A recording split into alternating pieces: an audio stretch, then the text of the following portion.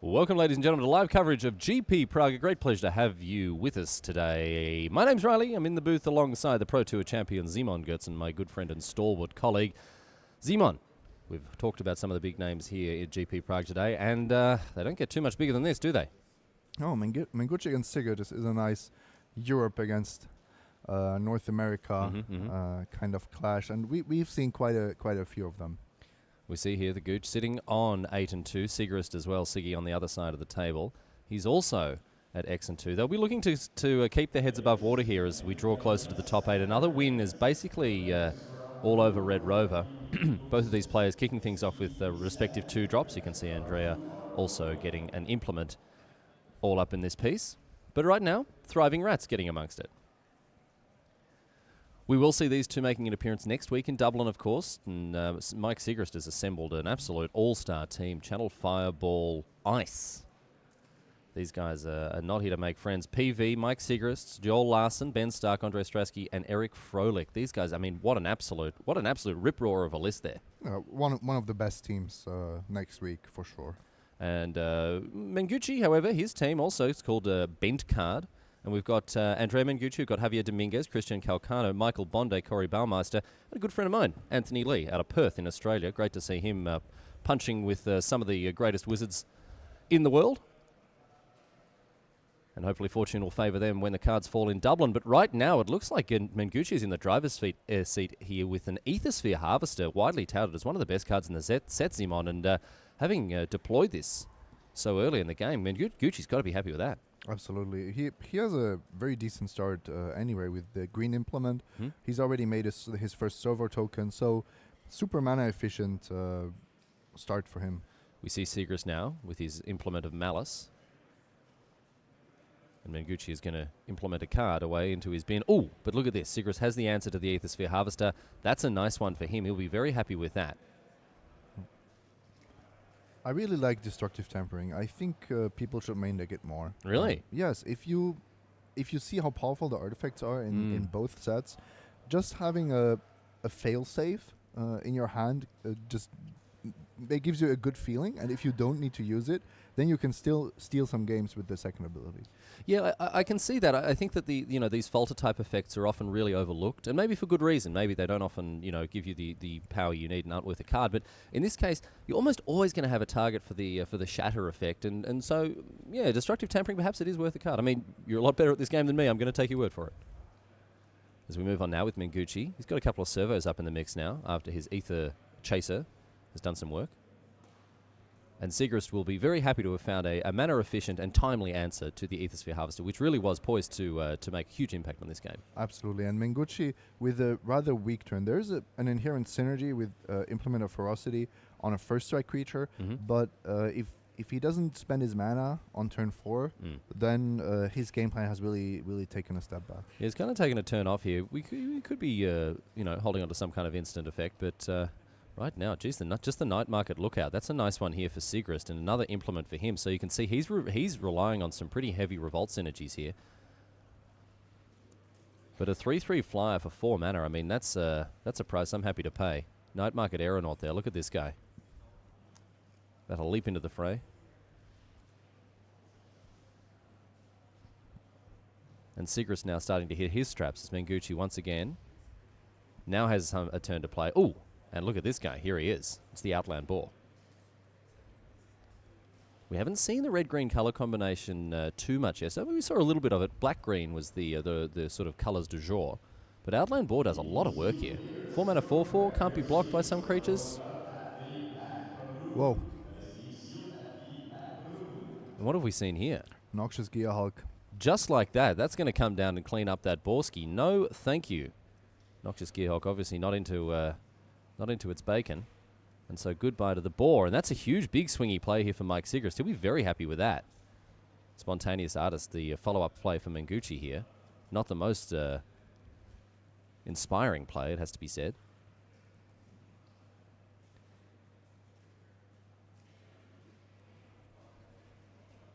Mengucci is holding a land, so the discard ability on the implement will not hurt him.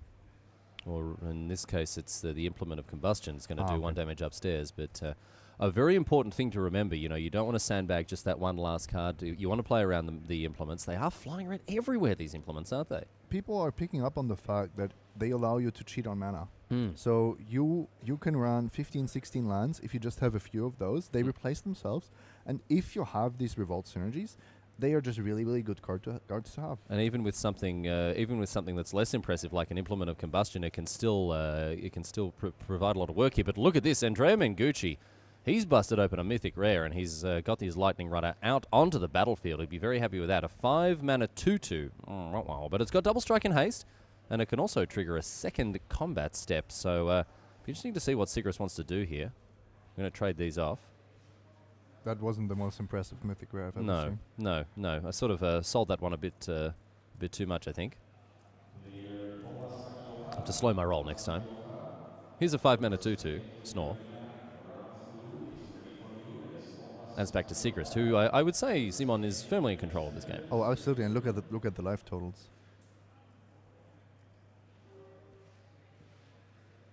So Mengucci can block the Gear Hulk,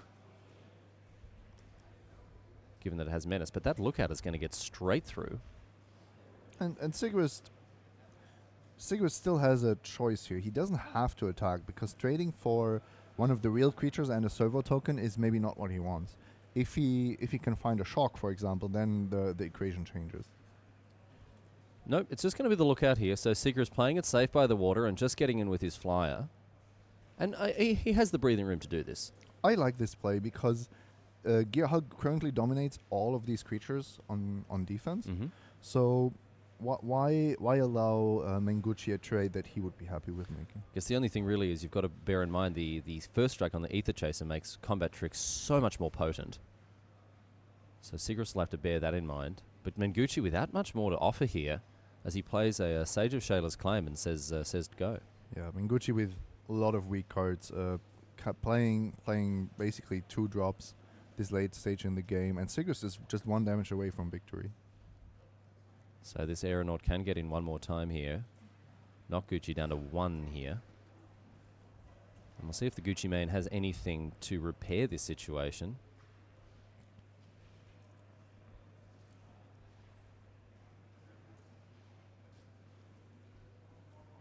Oh, here is the all-out attack. So we are going to have to see Mengucci line up some blocks. And as you might expect, we see the servo token jumping in the way along with the Ether Chaser. Punished. Cruel Finality having something to say about that. And Mengucci now examining the top of his library. Can he find a way out of this one? It's going to be a Hunt the Weak. That's going to take care of the Aeronaut and give him another gasp here. That's sufficient to survive here. Had Sigris played this slower, Nope. I'll stop you there, Zimon. Yeah, he had another removal spell. So. Unfortunately, another removal spell from Mike Sigrist was enough to seal the deal here against Andrea Mengucci. But Zimon, as you were saying, that would have been enough for him to get through another turn. Menace would have been shut down by those 2 creatures blocking the Gear Hulk, and he could have kept going, but not to be. There was a glimmer of hope for Mengucci, let's put it that way. But that glimmer was quickly snuffed out by his opponent, Mike Sigrist, who'll be very happy with that result, as he picks up an early win in round number 11. Mengucci's going to have to consult his sideboard, see if he can tighten up his ship as we head to game number 2. Looks like these two are playing into game number 2 as well. Kelvin Chu and Alexander Hayne, the Pro Tour champion. And not exactly sure how that one went. Got a very quick glimpse of it. Hayne just scooped up his cards a second before Chu, so I would think Chu is leading 1-0 as we see. Yes, as we see indeed. The eagle eyes of Simon Gertzen missing absolutely nothing, ladies and gentlemen. Par for the course when you're working with a man of his character. Caliber. So, caliber and character. Both of those things, mate. Absolutely. You're irreplaceable. I'll say that. So both of these tables here shuffling up. We don't have too much else going on in the feature match area. So we can have a chat maybe about some of the archetypes that have sort of come to the fore in the drafting of Aether Revolt. Simon, in your mind, has there been much of a change from Kaladesh to Aether Revolt in terms of what these color combinations are trying to do? I think Revolt changes a lot of things. Mm-hmm. You are suddenly much more concerned about having these kind of miniature combos in your deck, Mhm. whereas before it was synergy driven but not that extreme. No, and this is something you picked up on yesterday, and I'd like to sort of discuss it with you again. This idea of synergy in this format. I mean, in Kaladesh Limit, there were some all-star commons, and you could pick them up, put together a deck of just kind of good stuff, right? And you could smash your opponent's face into nothingness with that, and that was good enough. But it was usually like some linear good stuff, right? Yeah. It was, I have my first few cards with energy, Mhm. so here are 10 more. That was kind of the best thing you could do. There were some moving pieces, but it's sort of, the puzzles weren't too difficult to put together. Whereas in Aether Revolt, we've just sort of seen them all chucked up in the air here, and we're still figuring out how everything's landing, because you have to be ready to either take advantage of or disrupt these powerful synergies that are available with these new cards. One thing you have to understand is when Wizards of the Coast, when R&D designs these sets for Limited, they don't want to overload on the complexity. So in Kaladesh only, we get to learn all these new mechanics.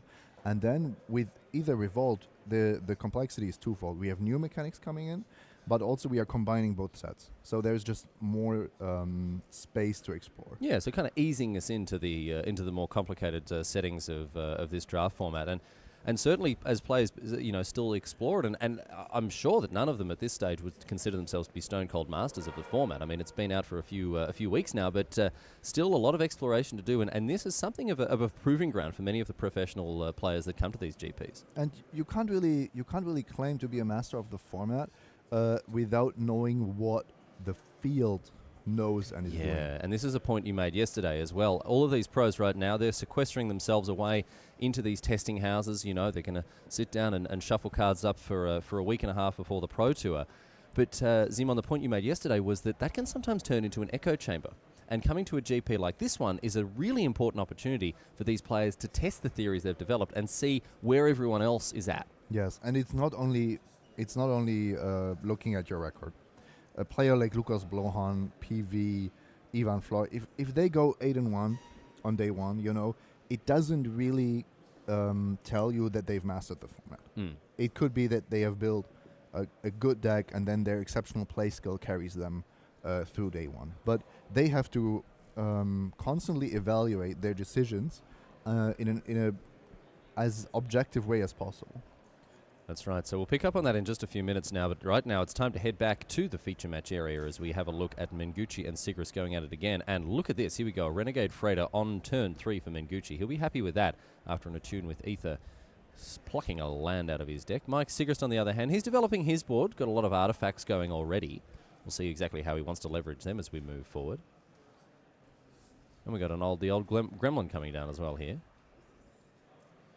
And looks like a bit of an improvised card as well, the Brawler. He has really built his deck around cheap artifacts. You see all the implements. You see cards that you wouldn't usually see in decks that do not have this amount of synergy. But check this out. He's just played the Sweatworks Brawler for 1 mana after the Ravenous Intruder. So little Atog, isn't it there, that one? Exactly. Yeah. Ravenous Intruder is, except for the creature type, it's a functional reprint of Atog. But look at that. He's played a 1 mana 3/3 menace. Don't get much better than that. That's a very, very strong play for Sigris. He's able to dump his hand onto the battlefield in an affinity-like start here. But Mengucci is just at the moment overloading on raw power in his cards. Although the Boar and the Freighter, not the sort of ideal combination here. The one thing is that the Freighter without a turn 2 play is a lot less scary. So now Sigrist has a lot to work with. So, we've just seen the Gremlin eat up this Implement of Combustion here. Or was it the Implement of Malice? I think it's the red one. I think it's the Combustion one as well. Didn't get a great look at that one there. And we're going to see the Renegade Freighter hit the bin as well, thanks to, once again, your favorite card, Destructive Tampering. There it is on your screen. You see now the Gremlin and the Brawler getting ready to go. Revving up the engines and heading across the battlefield. They're going to smack Mengucci about a little bit. Now, he doesn't have any good blocks here, of course, because the Gremlin threatens to become absolutely enormous with 2 more artifacts there, and the Brawler has Menace. Yeah, and eating the what is it called? Schematic? The Implement The implement or the servo schematic, yeah. That's basically a free artifact. Yeah, So the servo schematic there, as you can see, it replaces itself with a little servo token as well. It's sort of like the old Ichor Wellspring. when playing against these Atok-like cards, you have basically two options. You just don't block unless it's somehow lethal, or you constantly try to deplete the artifacts on the other side of the board with huge blocks. But it's a costly block if you have to make it. Very costly exercise indeed, especially considering Sigris has just infinite artifacts on the battlefield here. So Mengucci following up an attack with his Outland Boar now. He's got an Ether Herder on the battlefield as well, buffering up his energy total. We'll see if he's got any huge payoff cards with his energy cards. Simon, you don't seem impressed with Mengucci's deck so far.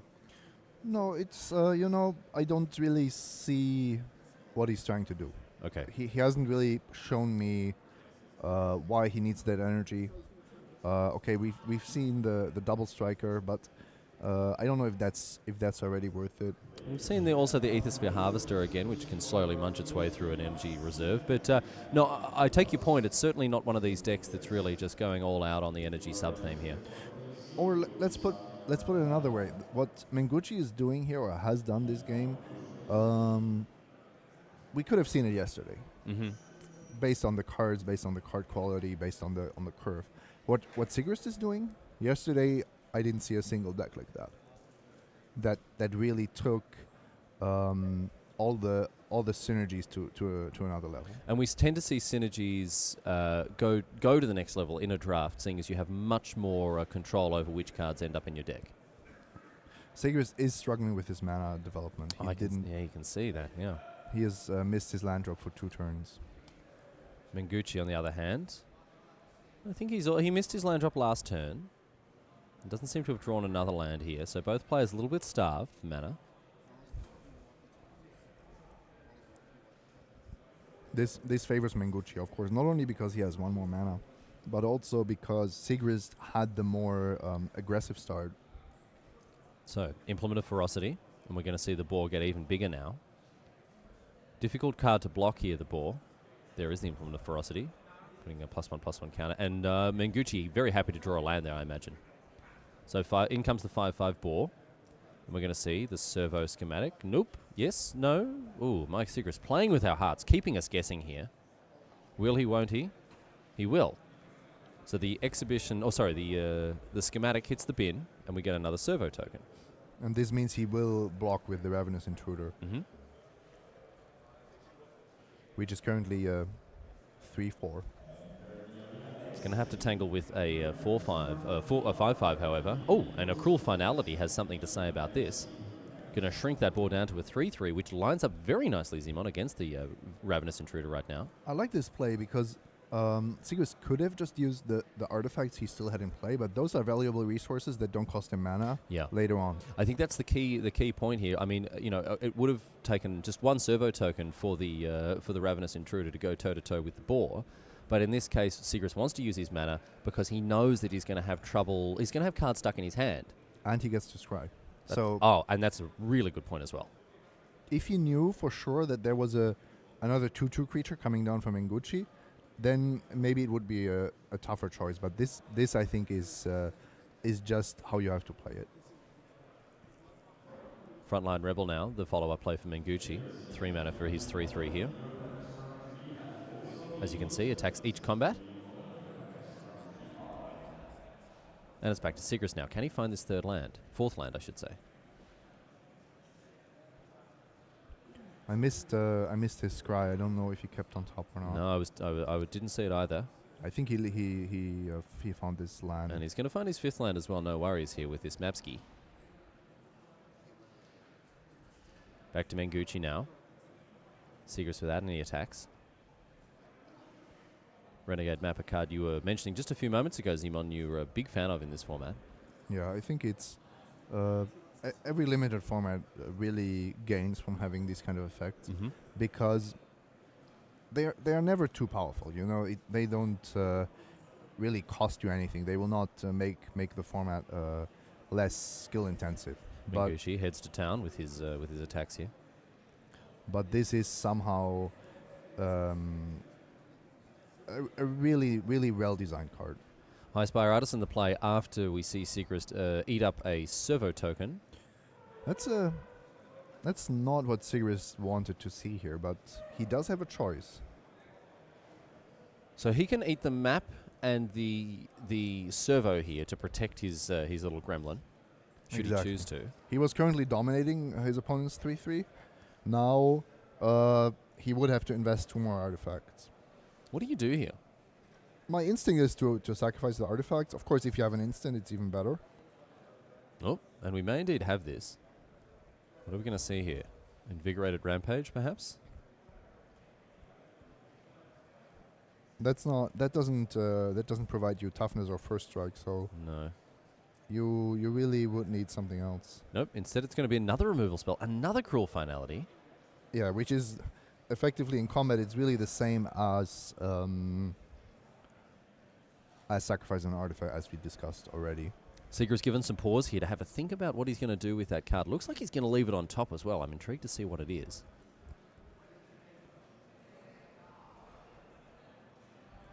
So players checking out exactly where those stats have ended up at. And we see another artifact bite the dust as Menguchi. Very nice follow-ups by Menguchi. Also, especially now that the servos are gone.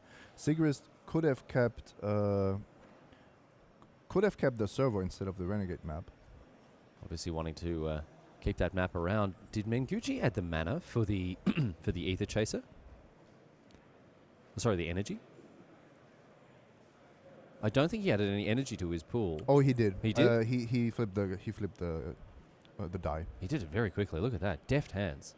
One thing I'm wondering is why Sigrist decided to... when 2 3/3s are attacking you and one of them has a beneficial ability and the other one has a detrimental ability, then my initial instinct would be to try to kill the one with the beneficial ability, because the one that is forced to attack next turn you can still deal with later. So I'm a little bit surprised about Sigrist blocking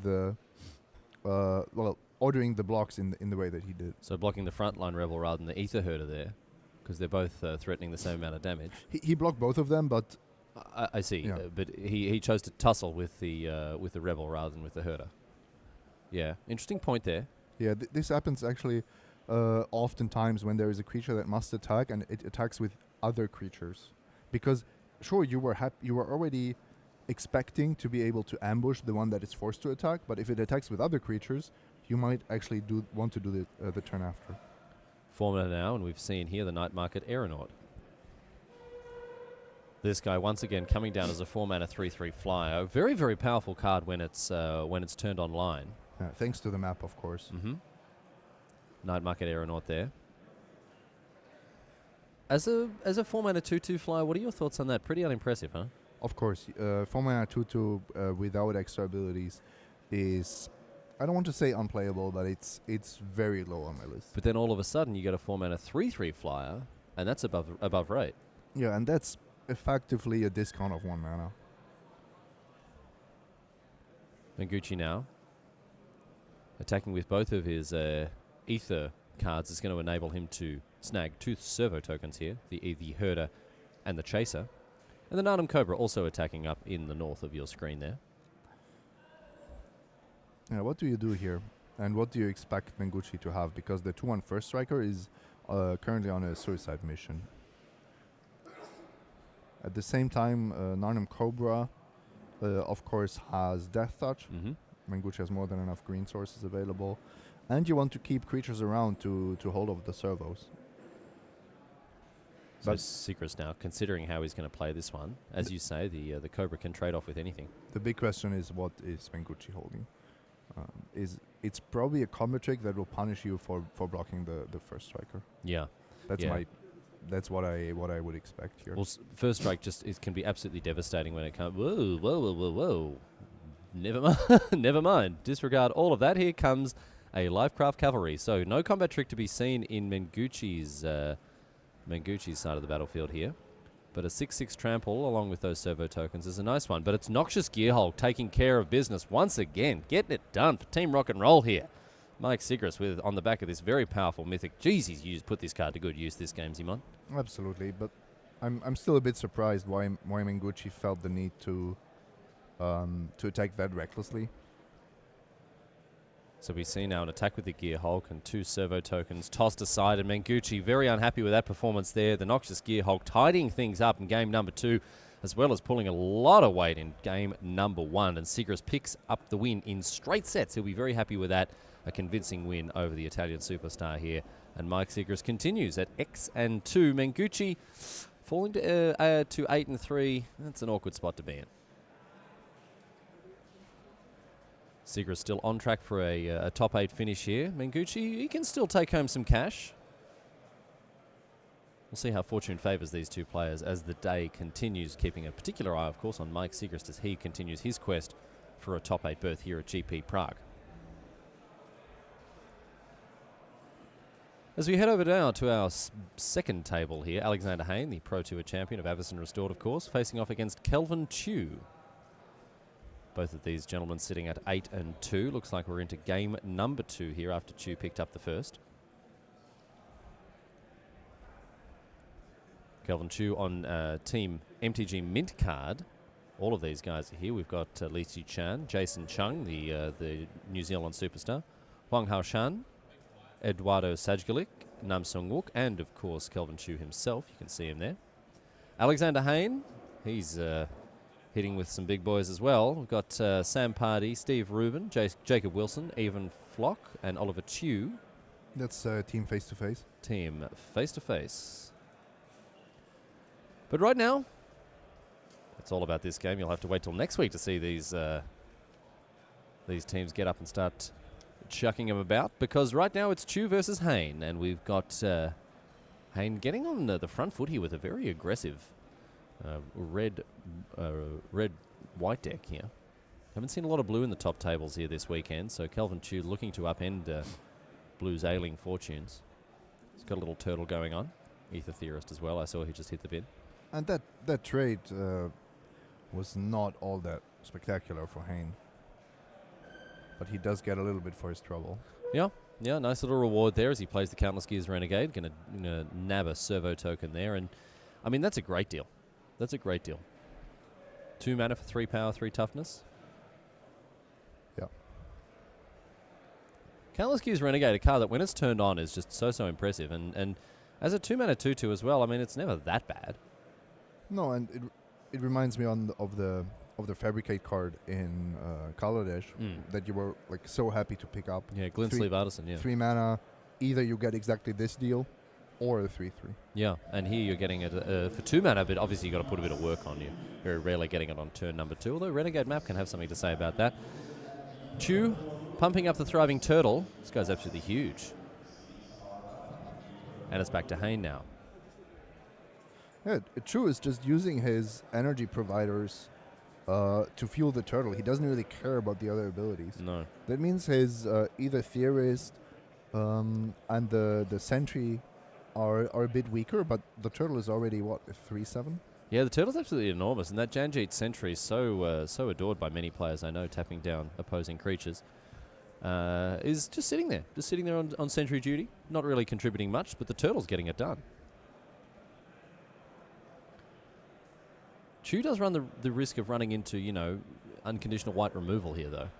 Yes, absolutely. And this is a big change to the past, where white was not very capable of dealing with large creatures. Now, maybe that's actually a card that Chu should have played around. Yeah, in this case, we see now all of those eggs stuck in that basket, and they've been stomped on by a big jackboot here. Well, had a harpoon shot straight through the basket of eggs here as the turtle hits the bin. Hunting for whales, but hit the turtle instead. Yeah, the shot going a little bit awry. As we see Smuggler's Cop to the follow-up play for Chu, stuck on lands. Both of these players stuck on lands as well. Has Hayne drawn his 4th land? Doesn't look like he has. No, he's drawn the Glintsleeve Artisan we've just mentioned. Ooh. This is scary. You are seeing this Smuggler's Copter, and if you're not holding something that deals with an artifact or a 3/3 creature, you know that Chu will draw out of his land troubles. Look at this highly suspicious attack here, sending in the lone servo token, Alexander Hayne. At some point, Chu just has to take it. His opponent has played 2 Revolt cards in a row. His deck is clearly built to exploit that mechanic.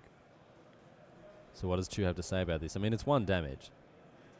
He's got 3 blocks that he can line up. I think you just take it. You just take it. There's no bloodthirst. You're not so sure, Zima. You can block it. It really depends on which revolt cards you're considering, what you think the value of the servo token is going to be. It is an artifact. It is a 1/1 creature, so it's not like not an irrelevant threat here. Well, I tell you what, Chu is very, very determined to block it, as we see here. A second Countless Gears Renegade providing another servo token, in addition to Old Mate Nerdape, Inventor's Apprentice. He's back again, mate. But note that Hain didn't get any value from his attack. No, that's true. Just sort of restored the status quo antebellum there. Would have been interesting to see what would have happened had Chu blocked with his Smuggler's Copter, because then Chu would have gotten something out of the deal. So Chu ships. Isn't going to attack with the Copter. Wants to keep those defenses secure. Although I think he'll be looking to find a way to loot before too much longer. He needs to find those extra lands, because Hain has now found his 4th land. And we're going to see a Glintsleeve Artisan come down. Look at this. As a 3/3. Clearly 3/3 is the king of this board state. Yes, in the world of the 2/3s, the 3/3 is king. And Chu now, with 2 mana, he's found an Ether Swooper. 2 energy for his pool. And he shifts back to Hain now. All these creatures are a little anemic here, it has to be said. But the swooper animates the Copter, the Cruiser Copter, and that's what counts. He needed his 2/3s on defense. Well, yeah. Sorry, Hain don't give a damn here, because he's just sending in the clowns. All 5 of them. Go get him, he says. As this attack puts him very firmly on the front foot. He's looking to try to get ahead here. Hain knows that next turn Chu will have the resources to animate the Copter, and that this game would be slipping away from him. The big question is what happens when the 2/3 creatures are blocking the 2/2s. And of course Chu once again faced with the decision whether to animate the Copter or not. But there's just so much that could be in Hain's hand. He's got 500,000 billion cards in hand. There could be a precise strike. There could be a shock. A built to smash could also be problematic. I mean, that's just in red. We've got cards like Alley Evasion. We've got Sky Whaler's Shot, which isn't going to be hugely relevant here unless the Copter is enabled, as we see right now. But which of these cards, which of these combat tricks, which flash creature has a global effect? Because if you make 3 profitable blocks, you don't really care about a single piece of removal. That's true, and that's where a card like Inspired Charge can come in. Now that Alexander Hain does have that 4th land, he can threaten to give all of his creatures +2/+1 until end of turn, which can really throw things out. I'm not smart enough to figure out the impact of a card like that. That's your job, mate. Well, right now it's Chu's job. That's very true, actually. Let's not spoil it. Let's not spoil it for him. The level 1 block here is to put the Copter on the Apprentice and your 2/2/3s on the 2/2/2s. Then you get maximum value. But also you get maximally destroyed if there is something like an Inspired Charge. So it's the old coin flip between maximum value and maximum destruction. No, well, or you actually find a block where somehow you're blocking in a way that the Inspired Charge wouldn't be as devastating. All right, so we have to take the elevator up to level 2 here, and Chu has lined up some blocks that perhaps pose a different set of challenges for Hain.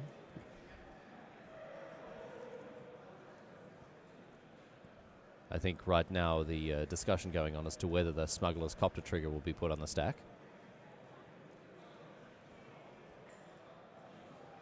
Because the Smuggler's Copter, of course, triggers not only when it attacks, but also when it blocks. I thought Chu had announced his trigger and was just resolving it, but let's see what... I'm not sure he took any other game actions. He just lined up these blocks and... I don't know. We'll see. It's not our job to do that. That's the judge's job. Not our job to do much, really, Zimon. Just sit here and flap our gums. Not a bad job to have, really. I'm a little bit surprised why Chu decided to block the 2/2 rather than the 2/3 Apprentice.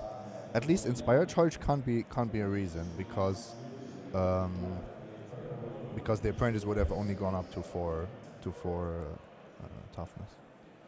Looks like Chu was not able to loot there. But he discarded a card. Oh, he did? Yeah, and Okay. I don't know, because the ordering of the blockers. Okay. There's the combo trick that Yes, indeed. affects 2 creatures. So we have there, of course, the Rampage, Invigorated Rampage, which can either give 1 creature +4/+0 or 2 creatures +2/+0. All of those creatures will get trampled any way you slice it here. And Hayne looking to inflict some damage on his opponent, both in terms of his life total, but also in terms of his board state. And you can see the board state of Chu now reduced in a major way. And Hayne had to deal with the Smuggler's Copter.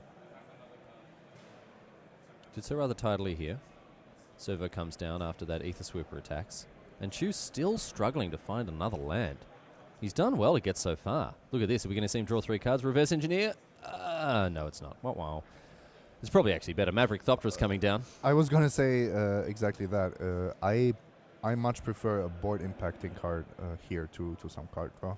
Different strokes for different folks, my friends. Maverick Thopter coming down 2/2 for 5, but it creates 2/1/1 flyers as well. Absolute Barnstormer card does it all. I think I'd rather have the 3 cards in my hand. But Chu able to cast it off just 3 lands thanks to the improvise ability on the Maverick Thopterist. Another difficult block. This one does not feel great, I have to say. Okay. I think that life totals have not been updated because Chu definitely took some damage in the last attack. Almost certainly would have taken it not only because of the rampage, but because of the fact that so many creatures were left unblocked. Five creatures attacking. Yeah. So it'll get fixed up before long. We see Hayne continue to develop his mana, but nothing to deploy here, Zeman. What could he have in his hand? Good question. I don't know. I think he's just drawn a few too many lands. He's trying to be this super aggressive white-red deck. Mm-hmm. And then if your curve stops at 3, you just run into these kind of turns where you don't really do anything anymore. And here we go now with Kelvin Chu finally drawing his 4th land. And, oh, mate, he's tapping his mana, he's untapping. You can't believe it, like a kid at Christmas. What's he going to cast? Oh, mate. In comes the Thopter. That's 1 damage over to Hayne. Going to poke him there for 1. And Chu now. 1, 2, 3, 4 mana. Check this out, he says. Let me hit you with this. Stick this in your pipe and smoke it, my friend. It's a Quicksmith Spy. Yes, please. He's going to draw some extra cards here. Quicksmith Spy, an absolute... Oh, what a card it is. Yeah, that's just super powerful. Mm.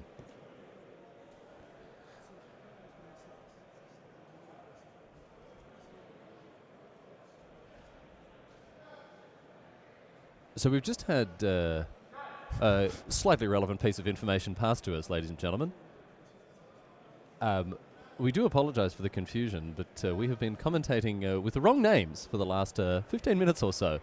There's certainly a big load of egg on my face, because this is actually Seth Manfield versus Federico Del Basso. Probably should have cued into that when I saw that Alexander Hayne, or who we thought was Alexander Hayne, not wearing his trademark face-to-face cap there. And TCG player sleeves on the left side. Yes, that might have cued us in there. So, ladies and gentlemen, I do apologise. That was a bit of a glaring oversight on our part, and I certainly am feeling the red-faced scorn of shame right now. But it is the former world champion here, Seth Manfield, playing against Federico Del Basso. And those are the correct live totals that have now been updated.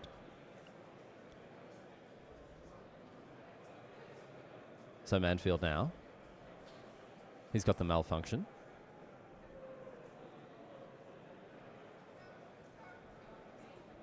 And that's going to keep this Peace Walker Colossus at bay here. It's a big play from Del Basso, but he's not going to be able to utilize it too effectively here. In comes the Ether Sweeper along with the Thopter. That's 2 more damage to Del Basso's Nug here. And what has Manfield got for 1 blue mana? It's a Renegade map. A smile lights up your face, Simon Getson.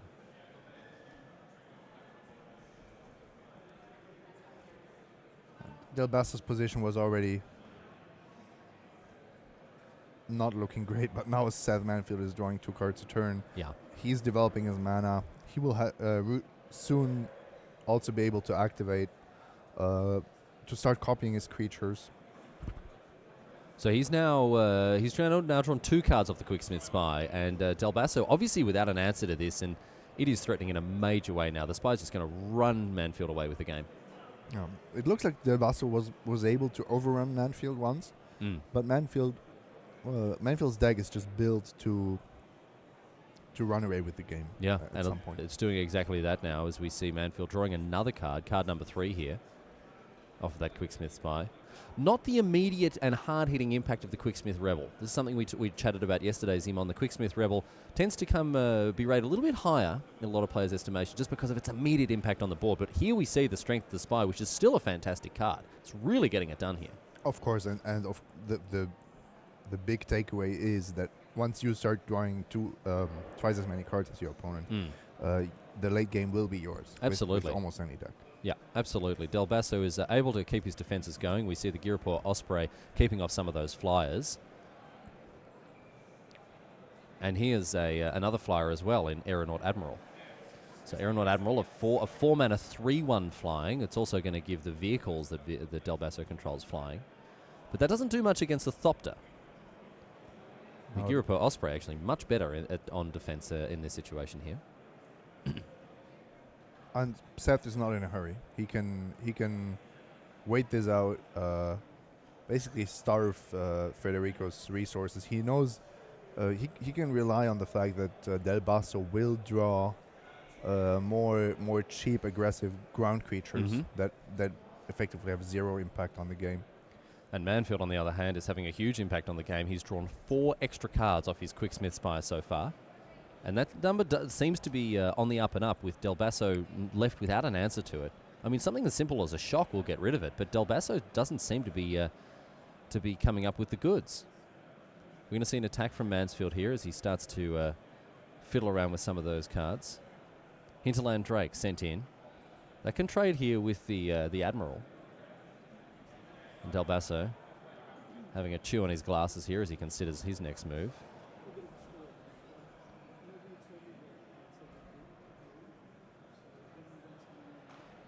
Those tasty frames providing with the sustenance he needs to make this difficult decision.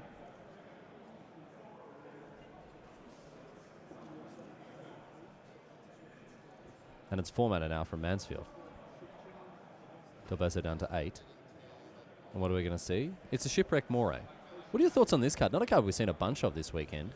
I'm not sure. I mean, it's a great way to produce energy, but the card itself, Exactly. Your deck really has to value that to want such an effect in your deck. Reminds me of the Sage of Shayla's Claim. If you can put those 3 energy to good use, I mean, then the card more than justifies itself. But the Shipwreck Moray, I don't know, man.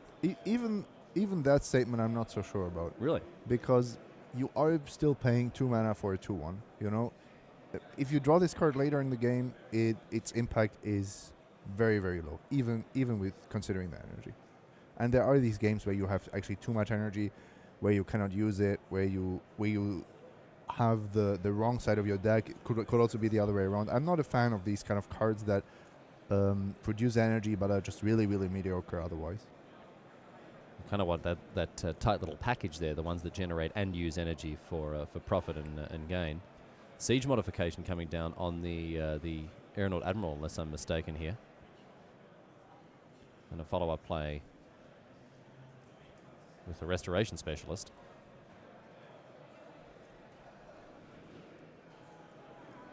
So Restoration Specialist, 2 mana 2/1. You can sacrifice the Specialist after paying a white and regrow an artifact and an enchantment from your bin. Obviously, artifacts flying around at a great rate of knots here. But look at this. Shrewd negotiation, exchanging Renegade map for the 6/1 flyer now. It is a 6/1, yes, 6/1 first strike flyer as well. So very shrewd on the part of Seth Mansfield. He's snagged himself a bargain. Look at this map, though. Oh, my friend, gaze upon this map.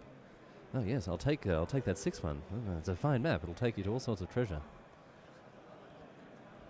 And Mansfield now, look at him go. Yes, Del Basso's had enough. The writing's on the wall for this gentleman, and he has seen that after that shrewd negotiation, there's nothing left for him to do to extend the hand. Congratulations to Seth Mansfield, continuing on at X&2. A good performance from him. 2-0 in the draft. He was 7-2 coming into. Is that right? Yes. So he'll be looking to really stamp his authority on his little draft pod, and we'll see how things shake out for him as we move into round number 12. Thanks for sticking with us, ladies and gentlemen. More magic coming your way in just a few moments.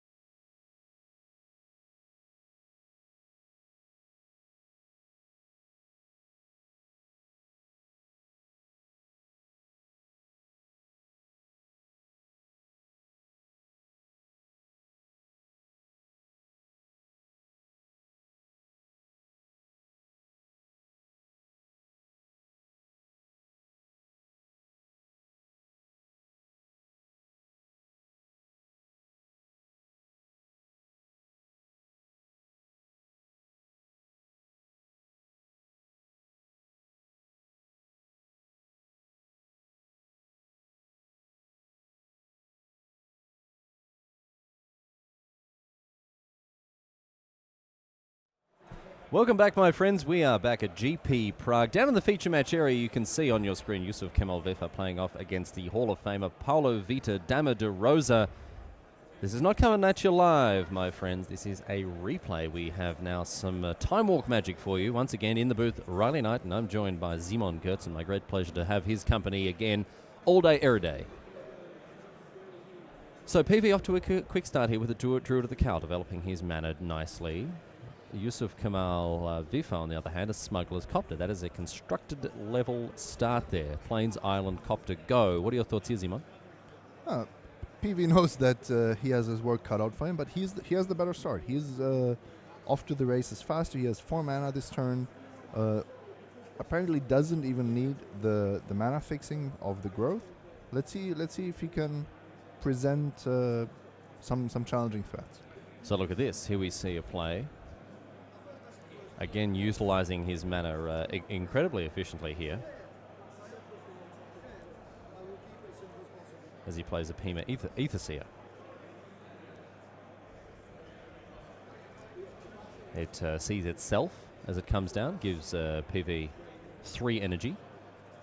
And that can force a unicorn type effect. What is it? The lure type effect here. Either Sweeper comes down, going to jump inside the copter. Not quite, right? It's target creature must block. Target creature blocks this turn, yeah. So it's not a creature must be blocked, but it's basically the other way around. The reverse lure, the fishing rod.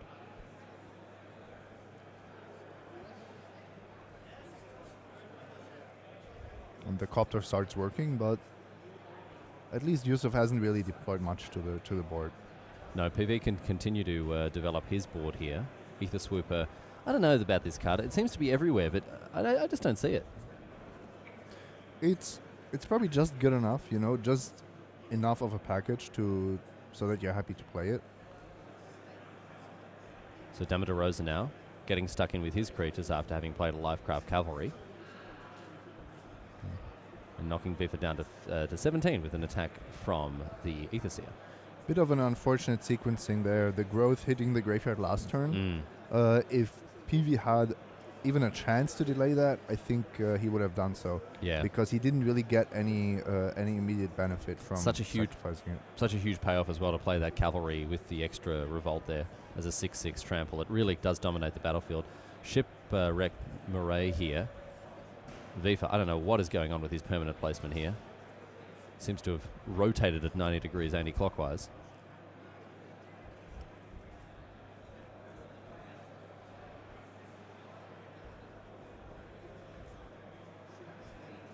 Basically the perfect blocker for this kind of board state. Yeah, as a 0/5, it even holds off the cavalry. Although it doesn't punish the attack, so PV can still chip in for some damage.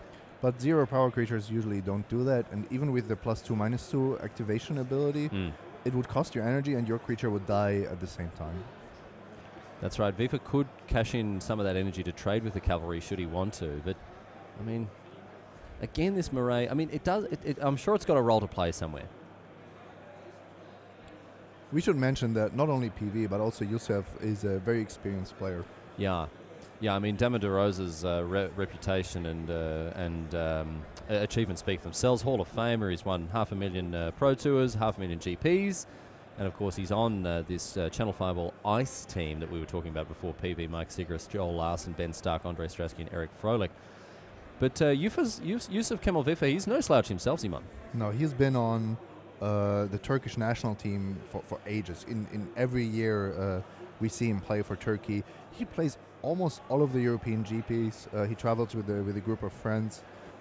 He's really dedicated to playing Magic. Yeah, just one of the superstars coming out of Anatolia.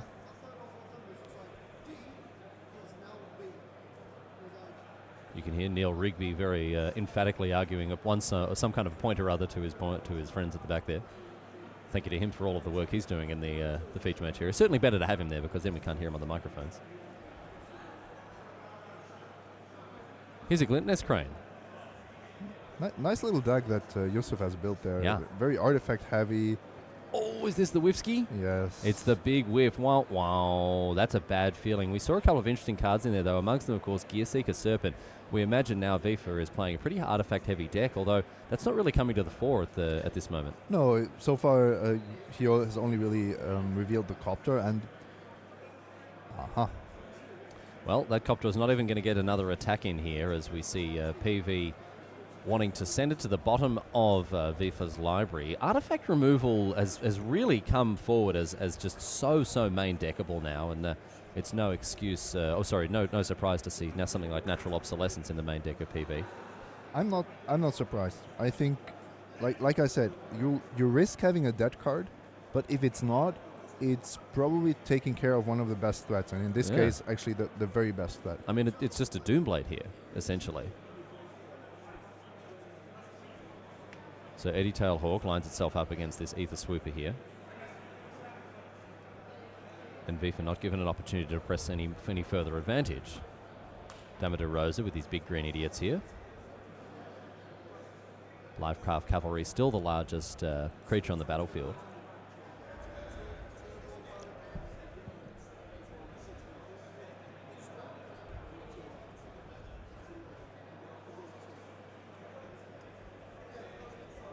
And PV now considering how he's going to navigate this turn.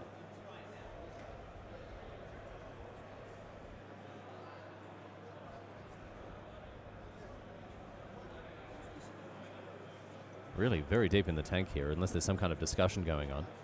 No, I think he's just contemplating what to do.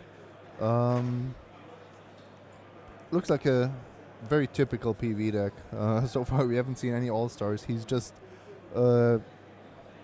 built this deck according to what he thinks is viable in the format where he wants to be, but he does have his work cut out for him with the card quality that he's playing with. So Livecraft Cavalry is chucked up into the air by the Eddie Tail Hawk here as Damodar Rosa follows it up with an Armorcraft Judge.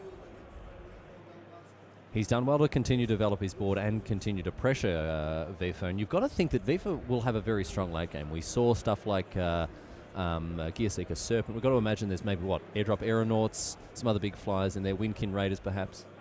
Also the Smuggler's Copter is back in his deck. Just something to keep in mind should he ever be able to shuffle. Right now it looks like it's going to be a Caught in the Brights here. Vifa pulling this card to the front of his hand. And yes, indeed, let's put those high beams on. It's on the Eddie Tail Hawk now. A bit of a flavor violation, although I guess it could be in the lights of, I don't know, a helicopter or something. Also quite surprising to see Eddie Tail Hawk be the scariest card when there are five creatures on the battlefield. I guess Vifa is confident enough in his defensive capacity with this Shipwreck Moray here, as Ether Swooper generates another servo token. Once again, Vifa rather problematically placing his permanents in a all skew if. I'd love to go down and tell him to change it, but of course this match is a replay. This is a time walk match here at GP Prague in round number 11. Yusuf Kemal Vifa facing off against the Brazilian Hall of Famer Polavita Damodar Rosa.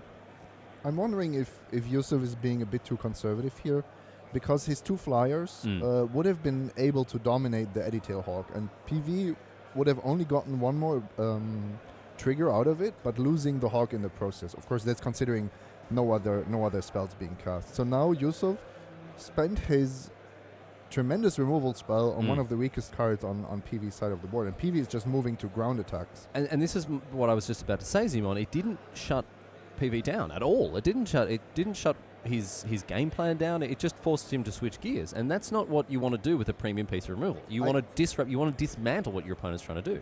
I think Yusuf didn't really have a nice target for the Caught in the Brights, because putting it on the cavalry would have meant not a big change on this board. But he could have just deployed. I think he's holding a vehicle or some other creature, and I would have much preferred to see that. And then you hold back your two flyers and you ask PV, look, do you really want to attack with that Hawk? Because I'm gonna eat it for free. And is that worth 4 damage and 2 energy to you? So the Moray jumps in front of the cavalry here, and the servo and the Glintsleeve Crane in front of the Aetherseer. Damage is done. The Aetherseer trades with the Crane. And Wefer is knocked down to 6. 3 damage, of course, coming across from that Armorcraft Judge. Oh, and Wispweaver Angel. And look at this. This is making that play by Wefer even more embarrassing as the Court on the Brights gets turned off. He's crested the hill. Another car has flashed the headlights. Oh, you've left your high beams on, mate. Turn them off. To be fair, Wispweaver Angel would have always been incredibly good. Yeah. Even just on the cavalry.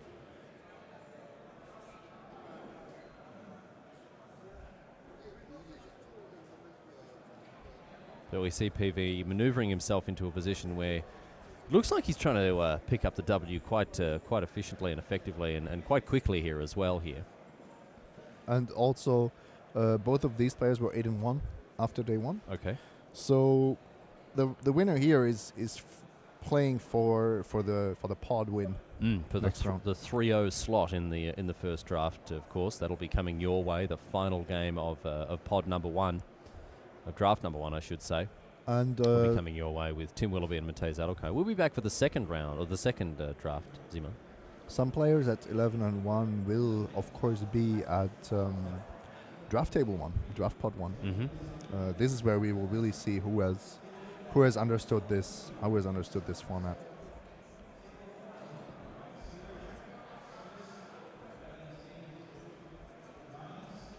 Implement of Ferocity now. Lifecraft Cavalry boosted up to a 5-5. In comes the Wispweaver Angel. And Kamal Wefer, he's seen enough. He's going to pack it up. PV takes out game number 1, ladies and gentlemen. And as we welcome you back to the booth, I can tell you that PV did manage to get up and about in game number 2 and took it out in straight sets. My friends, we are all out of time for round number 11. So, on behalf of Zim and Gertzen, my name's Riley. I'm hoping you're going to be able to stick around because round number 12, the final game in our first draft, Zimon, will be coming the way of the viewers very, very soon. We're looking forward to your company throughout the rest of the afternoon as we head towards the top 8, my friends. Here from GP Prague, stick around. We'll be back in just a few moments.